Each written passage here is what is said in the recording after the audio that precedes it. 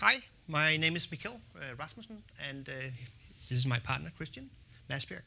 And tomorrow we are launching a book called The Moment of Clarity. It's a pretty exciting book. It's about people. It's about understand people, how to understand who we are as people. Really understand your customers, not so much what they think what they want, but what they really want. But the book is also about how you can sometimes get people dramatically wrong, like really misunderstand who we are. And it happens all the time. And I would like to start with a little story about kitchens. Most of us cook. A couple of years ago, I went to a conference called Kitchens of the Future. It was a super exciting conference where people are showing, lots of new technologies coming into the kitchen.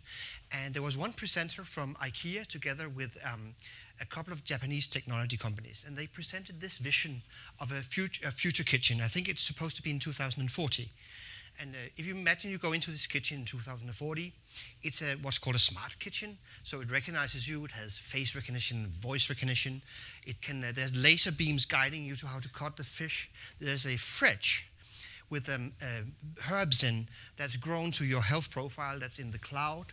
And if you look up in one of the corners, there's a little thing called a nanobot, which is basically a machine where you go and you say, I would like a tiramisu, for example, and it basically out of nanomaterials makes that cake for you. And I was completely energized by this vision. So this is so great. There are still people having big ideas.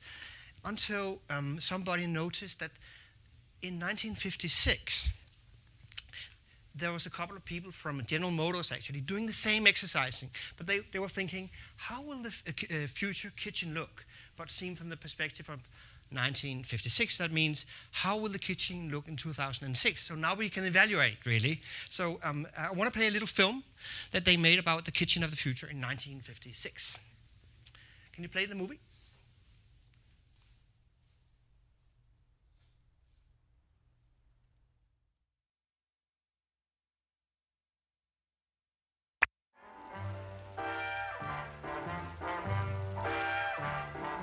Just like a man, you give him a break, and you end up in the kitchen baking a cake. But this was a kitchen like none I've seen. Put a card in the slots, and onto the screen pops a picture of just how your dish will look, plus all the ingredients you need to cook.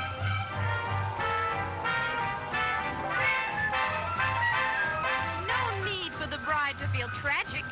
The rest is push-button magic. So whether you bake or broil or stew, the Frigidaire kitchen does it all for you. Don't have to be chained to the stove all day. Just set the timer and you're on your way.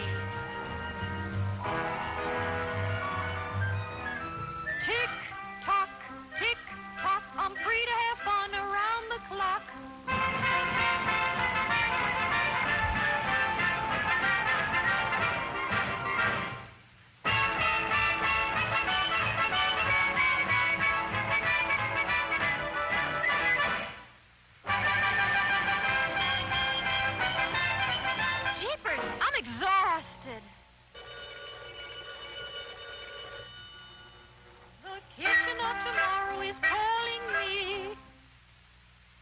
My cake is ready.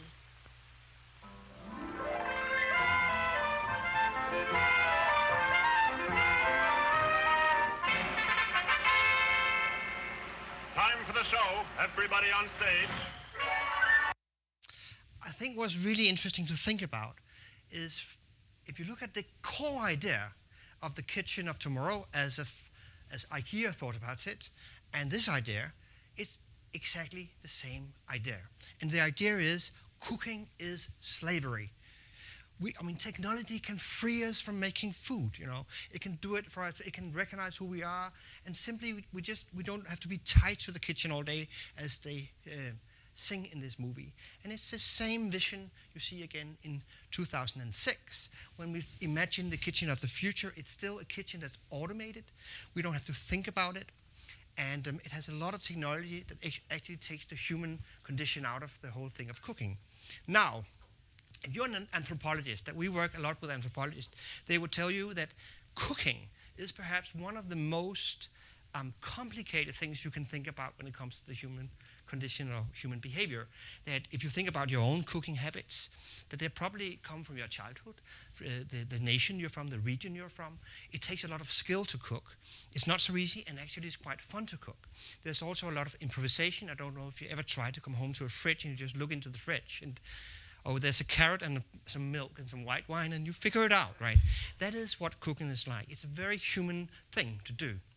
And therefore, if you think about it, having anything that automates this for you, or decides for you, or improvises for you, is actually not doing anything to help you with what you want to do, which is it's nice to cook.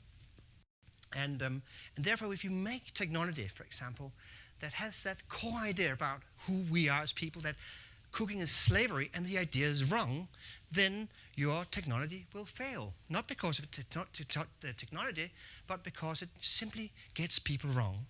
And this happens all the time. And you cannot swing a cat these days without hitting one of those refrigerator companies that make smart fridges. I don't know if you've ever seen them, like the intelligent fridge. There's so many of them that there is actually a website is called Fuck Your Internet Fridge. I'm sorry. And it's a guy who every month he tracks failed prototypes on intelligent fridges. You know? And here you have April 2011, May 2000. You can actually go in today and see, are there any failed internet fridges today? My guess is there probably is. Why? Because basically the idea is wrong. Not the technology, but the idea about who we are. That we do not want the kitchen to be automated for us. We want to cook. We want Japanese knives. We want complicated cooking. And so what we are saying here is not that technology is wrong as such. It's just you need to base it, especially when you innovate really big ideas, on something that's a true human insight. And the cooking as slavery is not a true human insight, and therefore the prototypes will fail. There are many interesting ways to think about technology and cooking. For example, molecular cooking like this, where people experiment and broaden what cooking is and makes it more complicated, expands what we can do with cooking, as opposed to automating. So we're not saying there's something wrong with technology, but we're saying sometimes it's a good thing to understand what your core idea about the human behavior that you want to attack. Now, this is not relevant all the time. This is only relevant sometimes in a company.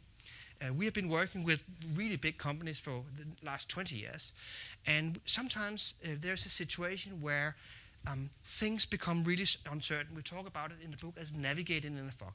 Here's an example. This is one of the biggest sports companies in the world, and I was attending a workshop where we talked about the future, and they were presenting sports shoes and tennis catchers and all kinds of technology. And all of a sudden, in the midst of this big discussion about design, product, innovation, consumers, markets, there was a creative director who raised a question that made the room go completely quiet. And the question was, is yoga a sport? And it's a really weird question to ask yourself. But think about this company. This is a company, one of the biggest sports producers in the world. And if you work there, you are surrounded by sport. The people are doing sports all the time. They wear sports shoes, they play sports, they talk about sports. Even their language has sports metaphors built into it, right? And the core idea behind that type of thinking is that sport is really about winning. It's about athleticism. It's about winning the marathons and so on. And that's an idea that this company has also when they discuss in a workshop like this. I could clearly see it. So they would take up a shoe and say, what should the consumer get out of the shoe? And they would talk about this shoe will make the consumer run a marathon 2 minutes faster. And that's super great. I remember there was even a swimming technology with some stripes on that supposedly would make you do a crawl a little bit faster. Things like that. And it's great ideas if you want to win gold medals. But what this guy was discovering, slowly it was daunting on him, like an anxiety, is there's something big we are not getting right. There's something, I can't put my words to it, but the best way he could say it was to provoke these gentlemen and say, is yoga a sport? And what he was talking about was not yoga, it was the whole phenomena around sport that he was questioning. He was seeing that there are now more fitness centers than post offices in every town in the world. He was seeing people doing 24-hour bike races. He was seeing the marathon times coming down with 1 hour on average because everyone now does a marathon. And he was basically seeing that sports was being democratized. And it's not only about winning gold medals, it's also about slimming yourself, feeling good about yourself, and things like that. But he had no way to say that to the company because he didn't really know how to voice it. And it was such a big problem for him that he really didn't know how to do it. And then, in this situation, that's the situation where we would say this is the most important point where you need to get people right. If you get people right on this question, you get people wrong, about this question, you get them wrong all the way through.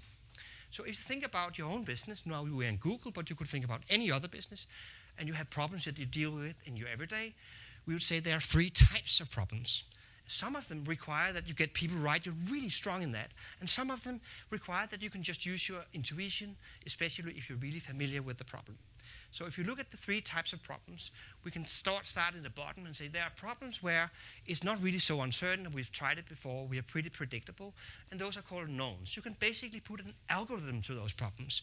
Things like if we put money from this channel to that channel, we'll sell this much more. And that's something you can just use an MBA kind of thinking to do. There are good tools and good methods, and you don't have to get people so right, really. You can base on your decisions on assumptions about people.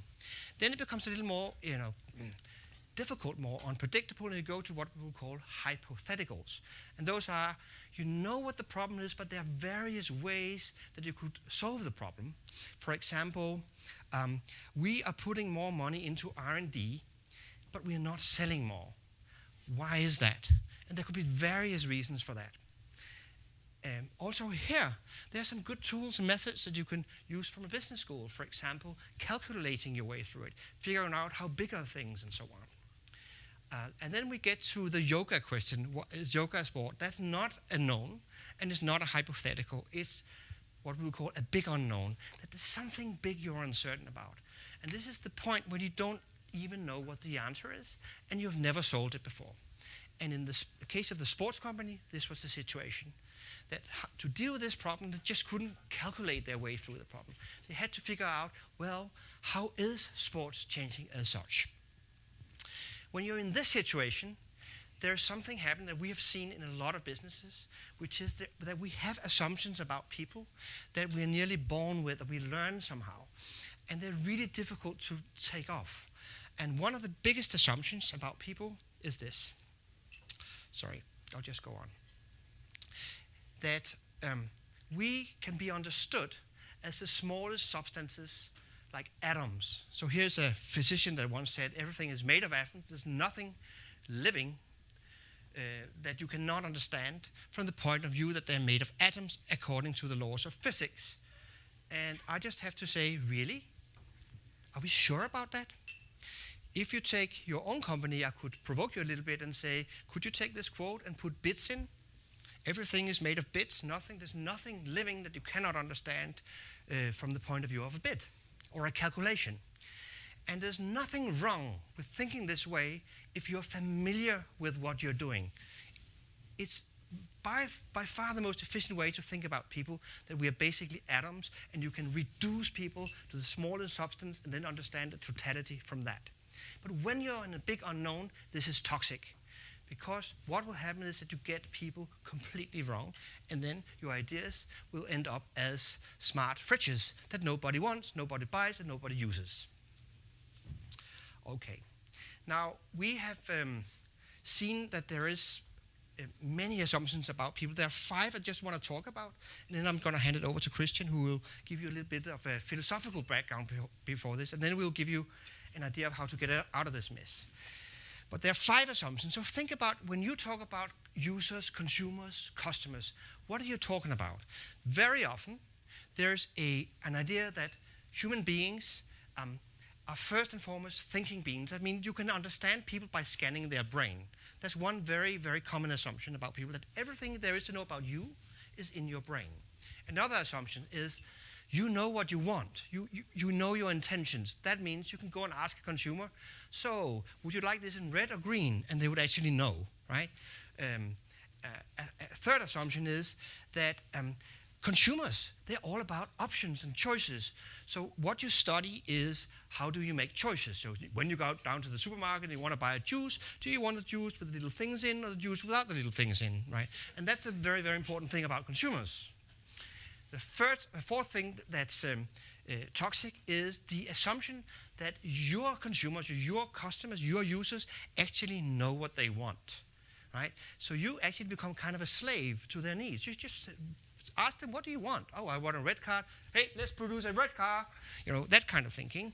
And the fifth one is that that people, because you can understand it from their brain and they have access to their inner minds, that they are the same regardless which social situation or mood they're in.